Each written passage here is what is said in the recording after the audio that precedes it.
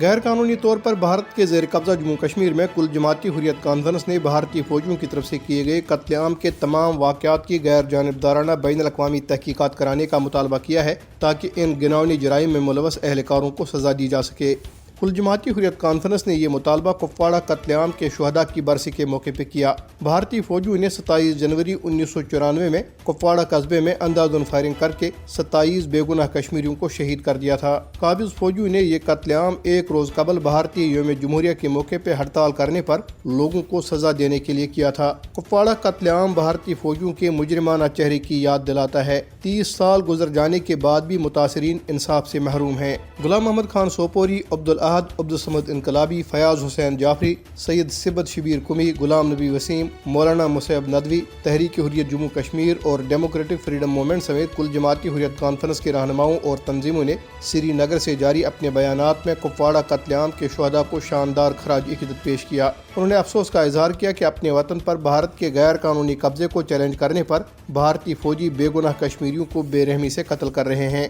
انہوں نے عالمی برادری سے اپیل کی کہ وہ مقبوضہ علاقے میں بھارتی مظالم کا نوٹس لے۔ ادھر بھارتی پولیس نے ضلع بارامولہ کے علاقے بونیار میں 3 بے گناہ کشمیری نوجوانوں کو گرفتار کر لیا۔ پولیس نے نوجوانوں کی غیر قانونی گرفتاری کا جواز پیش کرنے کے لیے انہیں مجاہد تنظیموں کے کارکن قرار دیا۔ بھارتی پولیس نے مقبوضہ جموں کشمیر میں لوگوں کو تحریک آزادی کے ساتھ وابستگی پر ہراساں کرنے اور ڈرانے دھمکانے کے لیے دوبارہ ان کے قوائب جمع کرنا شروع کر دیے ہیں۔ اس سلسلے میں پولیس نے وادی کشمیر کے تمام گھرانوں میں ایک فارم تقسیم کیا ہے جس میں مکینوں، بیرون ملک آباد خاندان کے افراد اور گھروں اور اہل خانہ کی تصاویر کے ساتھ ساتھ تمام تفصیلات طلب کی گئی ہیں۔ بھارت کے بدنام زمانہ تحقیقاتی ادارے انفورسمنٹ ڈائریکٹوریٹ نے تحریک آزادی کے ساتھ وابستگی کی بنیاد پر 3 بے گناہ کشمیریوں کے خلاف درج ایک جھوٹے مقدمے میں چارج شیٹ داخل کر دی ہے۔ انفورسمنٹ ڈائریکٹوریٹ نے مدثر احمد شیخ، مشتاق احمد کانوے اور محمد اقبال خان کے خلاف 2015 میں درج کیے گئے مقدمے میں سری نگر کی ایک خصوصی عدالت میں چارج شیٹ داخل کرائی ہے۔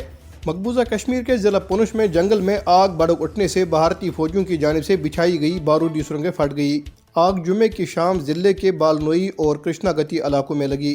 بارودی سرنگ کے دھماکوں کی وجہ سے تاہم کسی جانی نقصان کی اطلاع نہیں ملی۔ یاد رہے کہ بھارتی فوج نے مقبوضہ علاقے میں کنٹرول لائن اور ورکنگ باؤنڈری سے ملحقہ علاقوں میں بڑی تعداد میں بارودی سرنگیں نصب کر رکھی ہیں جو اکثر عام شہریوں کی جانوں کے ضیاع اور اپاہج ہونے کا سبب بن رہی ہیں۔